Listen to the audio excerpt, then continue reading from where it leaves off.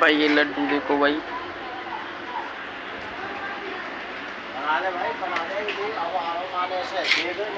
भाई लड्डू में दाना चाहिए ऐसे, देखो भाई ऐसा लड्डू मोतीचूर का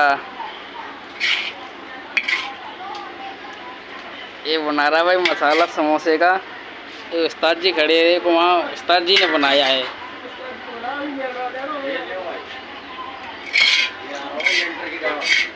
ये भाई लेंटर की तरह इसमें चल रहा है। तो मशीन चल रही है, मशीन चल रही है। अभी इसे मिलाएंगे तब बढ़िया टेस्ट बनेगा। धूल वाली मशीन वहाँ भी जाएगी। बढ़िया तरीका से मिलाना है भाई, कोई देखे हाँ सही मसाला बनाया है भाई ने। कलर देखो, मसाले का टेस्ट देखो। हाँ भाई